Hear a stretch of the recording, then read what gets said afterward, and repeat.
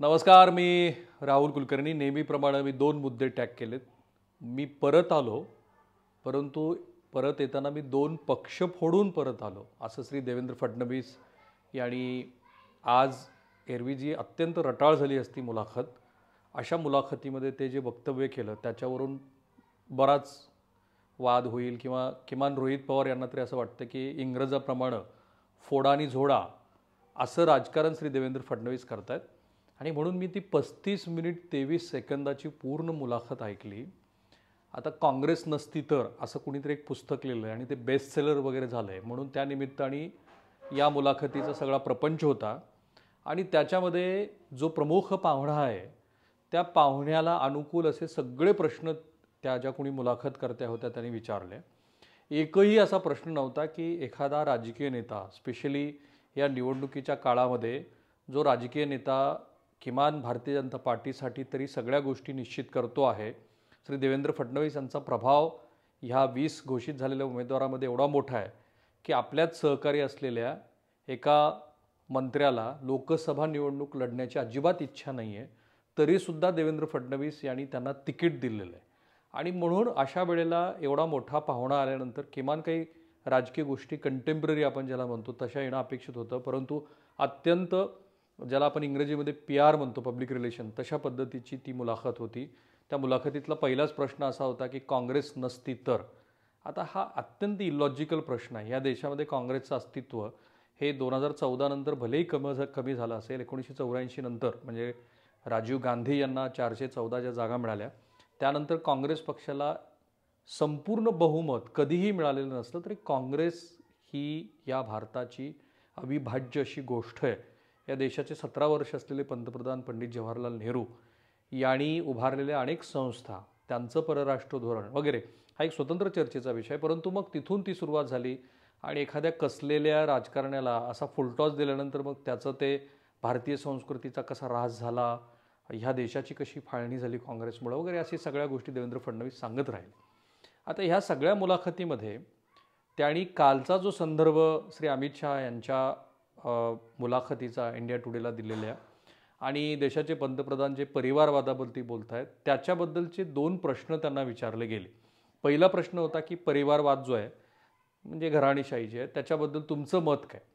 तर ते असं म्हणाले, आणि ही पण गोष्ट सोयीची आहे कारण भारतीय जनता पार्टीमध्ये पण खूप सारे आता घराणी आहेत, त्यांची मुलं पण आहेत आणि ती स्थिरावलेली पण आहेत.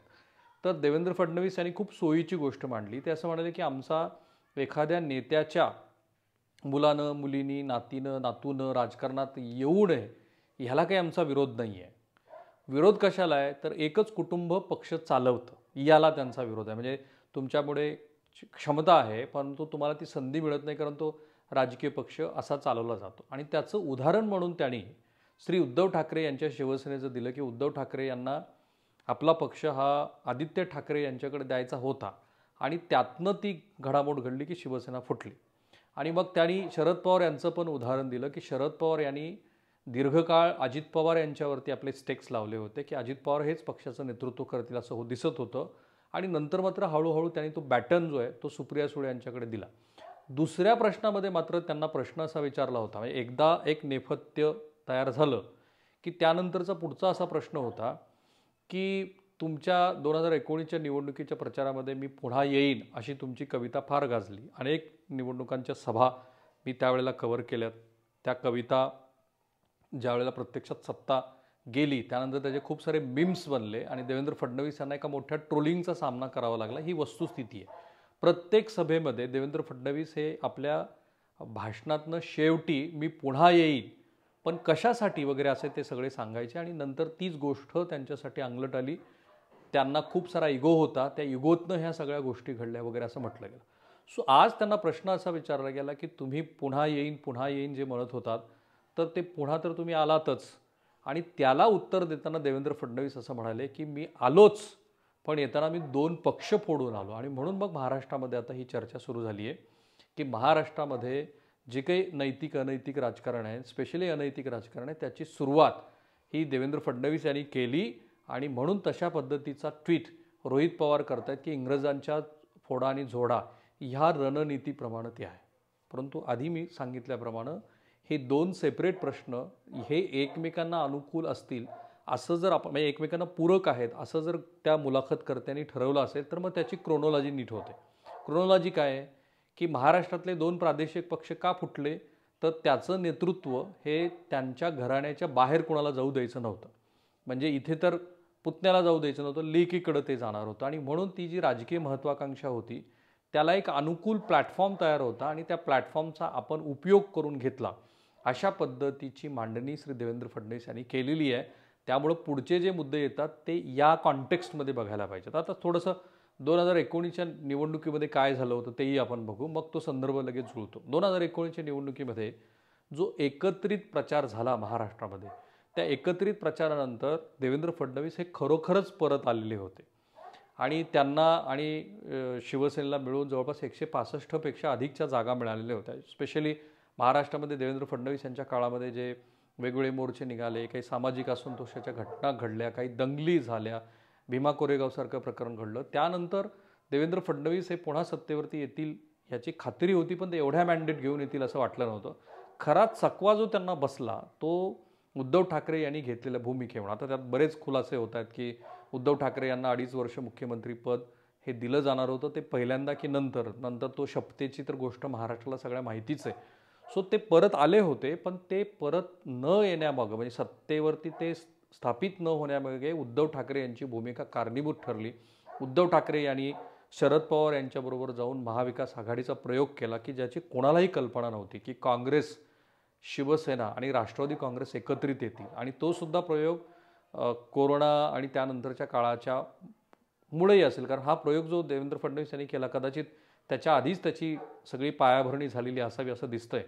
पण कोरोनाचा काळ, मधल्या काळामध्ये पुरेसा जो त्यांना काही राजकीय पट मांडायचा होता त्याच्यासाठी न मिळालेली वेळ, याच्यातनं महाविकास आघाडीचं सरकार पडलं, देवेंद्र फडणवीस परत आले. आणि हे खरंच आहे की देवेंद्र फडणवीस परत आले आणि त्यांनी दोन मोठे राजकीय पक्ष फोडले. आता पवार विरुद्ध पवार अशी जी लढत आता महाराष्ट्र बघणार आहे, तशी कुणाला कल्पना होती की राष्ट्रवादी काँग्रेसमध्ये असं होऊ शकतं की अजित पवार यांच्या विरोधामध्ये शरद पवार आणि शरद पवारांच्या विरोधामध्ये अजित पवार आहेत. आणि अगदी मला आश्चर्य वाटणार नाही की बारामती लोकसभा मतदारसंघाच्या निवडणुकीमध्ये अत्यंत एकेरीवरती भाषेचा प्रयोग होईल. त्याची सुरुवात झालेली आहे. संसद रत्न म्हणून पुरस्काराचं काय, आत्ताच खुपते तिथे गुप्तेमध्ये जी मुलाखतीमध्ये सुप्रिया सुळे यांचा एक व्हिडिओ अजित पवार यांना दाखवला गेला, तर ते असं म्हणाले की आता पाणी बरंच वाहून गेलेलं आहे. काही त्यांनी सुप्रिया सुळे यांची नक्कल पण केली वगैरे असं आपण बघितलं. सुप्रिया सुळे यांनी मात्र तो संयम ठेवलेला आहे, अजून तरी त्या पातळीवरती गेलेलं नाहीत. सांगायचा मुद्दा हा की पवार कुटुंब जे इतकी वर्ष इंटॅक्ट होतं, त्या पवार कुटुंबामध्ये अशी काही गोष्ट होईल असं कोणाला वाटलं होतं. जसं महाविकास आघाडीचा प्रयोग होईल असं कोणाला वाटलं नव्हतं तसंच. आणि एकनाथ शिंदेसारखा तसा ज्याला आपण पॅन महाराष्ट्र लिडरशिपची स्किल आहे असा काही नेता नसलेला, पण त्यांनीसुद्धा शिवसेनेसारख्या राजकीय पक्षामध्ये जो काही चमत्कार करून दाखवलेला आहे, तोही कुणाला वाटला होता की ते सुरत मार्गे गुवाहाटीला जातील आणि इतके सगळे आमदार, आजच आमशा पाडवी हे त्यांच्या पक्षामध्ये येते झाले, काल परवा आणखी एकाने त्यांच्या पक्षामध्ये प्रवेश केला. सो दिसतं असं आहे की एकनाथ शिंदे यांनी सुद्धा एक मोठं धाडस केलं, अख्खा पक्ष फोडला. तसंच अजित पवार यांनी केलं. त्यामुळे हे खरंच आहे की हे पक्ष फुटले आणि त्या पक्षातल्या या नेत्यांच्या महत्त्वाकांक्षाला फुंकर घालण्याचं काम देवेंद्र फडणवीस यांनी केलं. कारण त्यांनी ज्या पक्षाचे 105 आमदार आहेत त्या पक्षाचा आज मुख्यमंत्री नाही आहे, त्याची आठवण त्यांनी स्वतःच आत्ता मधल्या काळामध्ये करून दिली की तुम्ही हे विसरता कामा नये की ज्या जागा वाटपाच्या मुद्द्यावरती की 105 आमदार आमचे आहेत आणि तरीसुद्धा तुमचे नेते एकनाथ शिंदे हे मुख्यमंत्री आहेत. अर्थात त्याला संजय शिरसाट यांनी प्रति आव्हान दिलंच. ते असं म्हणाले की जर एकनाथ शिंदे यांनी हे धाडस नसतं केलं तर आज भारतीय जनता पार्टी विरोधात बसली असती. हेही खरं आहे. सो महाराष्ट्रामध्ये नैतिक आणि अनैतिक राजकारणाचा जो काही कोणाला अपेक्षित असलेला नैतिक आणि महाराष्ट्र जे बघतो ते अनैतिक, अशा सगळ्या राजकारणाचा जो पट आहे ना, तो 2019च्या नंतर ज्या घडामोडी घडल्या तिथून सुरुवात झालेली आहे. आणि देवेंद्र फडणवीस यांना त्या मुलाखतीतनं सूचित करायचं आहे की मी परत आलोच आहे, पण ते येण्यामागं प्रादेशिक पक्षातला जो काही घराणेशाहीचा मुद्दा आहे तो कारणीभूत आहे. आणि मग ती सगळी गोष्ट एकत्रित बघितली की मग आपल्या लक्षात येतं की त्यांना नेमकं कुठल्या कॉन्टेक्स्टमध्ये काय म्हणायचं आहे. असं आहे की प्रत्येक गोष्ट ही ऑब्जेक्टिव्हली बघितली पाहिजे. गरज नाही की भारतीय जनता पार्टीबद्दल बोलताना आकसानं बोललं पाहिजे किंवा त्यांच्या प्रेमात बोललं पाहिजे. असं त्यांच्या प्रेमात बोलणारी आणि अकस्सापोटी बोलणारी बरीचशी मंडळी आज आपल्याला वेगवेगळ्या प्लॅटफॉर्मवरती दिसतात. ते आपल्याला करायचं नाही. अत्यंत तटस्थपणे ऑब्जेक्टिव्हली पण महत्त्वाचे अर्थ सांगणारे हे 2 मुद्दे तुमच्यासाठी आहेत. मला माहिती आहे की माझा हा जो प्रयोग आहे तो प्रयोग बऱ्याच जणांना आवडतो आहे. खूप सारे सबस्क्रायबर्स वाढत आहेत. Thank you so much. आणि तुम्ही आता हा जो यूट्यूब चॅनल आहे आपला ते अधिकात अधिक शेअर करा, लोकांपर्यंत पोहोचवा आणि महत्त्वाच्या काही सूचना असतील तर त्या तुम्ही जरूर मला सांगत राहा. धन्यवाद.